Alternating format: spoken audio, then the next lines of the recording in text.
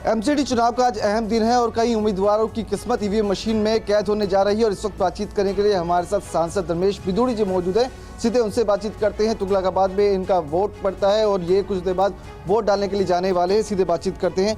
बिदूड़ी जी, जिस तरह से बात की जाए तो आज अहम दिन है, कई उम्मीदवारों की किस्मत ईवीएम मशीन में कैद होने जा रही है। क्या लगता है किन मुद्दों को लेकर आज दिल्ली की जनता वोट करने जाएगी?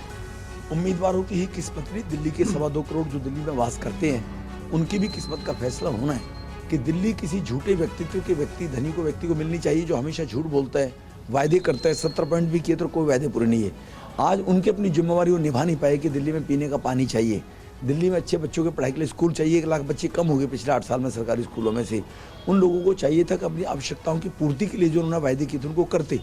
ऐसे लोग फिर फाइट कर रहे हैं। एक तरफ ऐसे है कि करप्शन का लोकल लेवल पे, मैं नहीं कहता हूँ कि लोकल लेवल पे कहीं निजी व्यक्ति ने, हमने कुछ कैंडिडेट भी बदले इस बात को लेकर जिन कैंटीन का मैंसी थी, कहीं लोकल लेवल पे कहीं ना कहीं कुछ छोटा मोटा ऐसी छुटपुट लोगों को शिकायतें रही होंगी करप्शन के मामले। लेकिन जनरल 15 साल में एक पैसे का भ्रष्टाचार घोटाले का आरोप एमसीडी में नहीं लगा है।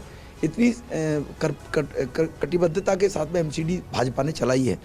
सब लोगों को चाहिए कि वोट ज़्यादा से ज़्यादा डालें और 15 साल के एमसीडी का ट्रैक रिकॉर्ड देखते हुए कि एक वो सरकार है कि 8 साल में भ्रष्टाचार के मामले में जिसके मंत्री जेल में मसाज करा रहे हैं, एमएलए कहीं कुत्ता बीवी को निर्वस्त्र कर कटवाने के मामले में, कहीं कोई महिला के राशन कार्ड बनवाने के नाम पर इज्जत लूटने में, कहीं कोई टैंकर माफियाओं से पैसा वसूली कर आत्महत्या करवाने के मामले में लोग जेल जाते रहे हैं। और एक तरफ 15 साल का बिल्कुल स्वच्छ शासन, एक भी पैसे का घोटाला नहीं हुआ हो लार्ज स्केल पर भारत के दिल्ली के।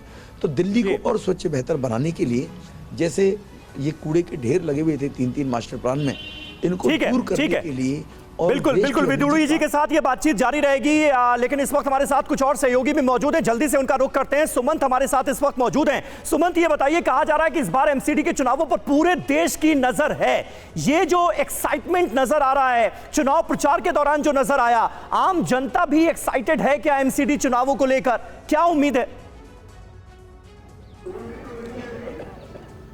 देखिए समीर, दिल्ली के लोगों में हमेशा जो जोश रहता है वोटिंग को लेकर, और इस वक्त मैं ओल्ड राजेंद्र नगर इलाके में हूँ। सामने एक पोलिंग बूथ है, देखिए कि पूरी तैयारी हो चुकी है और अब इक्के दुक्के मतदाता भी आने शुरू हो गए हैं। अब से थोड़ी देर बाद जो है पूर्वी दिल्ली से जो सांसद है गौतम गंभीर, उनका घर यहाँ पे, वो भी यहाँ वोट डालने आएंगे। लेकिन जो दिल्ली की बात करें समीर, वाकई इस बार दिल्ली नगर निगम का जो चुनाव है वो कई मायनों में बेहद खास है। परिसीमन के बाद 250 वोट पे वोटर है और जो लड़ाई है बीजेपी और वर्सेस आप, बड़ा दिलचस्प है। दिलचस्प इसलिए है कि अगर देखिए, जहां भारतीय जनता पार्टी पुरजोर कोशिश करे कि किसी भी तरीके से वो चौथी बार दिल्ली नगर निगम में सत्ता पर काबिज हो जाए, क्योंकि समीर बीजेपी ये जानती है, क्योंकि विधानसभा में जिस तरीके से आम आदमी पार्टी मजबूत है, अगर आम आदमी पार्टी अगर नगर निगम में भी अगर आ जाती है तो दिल्ली में जो सियासी वनवास पिछले कई दशक से एक तरीके से कहें कि बीजेपी का जो चल रहा है वो और लंबा हो सकता है। इसलिए बीजेपी चाहती है किसी भी कीमत पर कि नगर निगम को बचाए रखना। और आपने देखा कि किस तरीके से आक्रामक चुनाव प्रचार, चाहे 1.5 दर्जन से ज्यादा केंद्रीय मंत्री हो,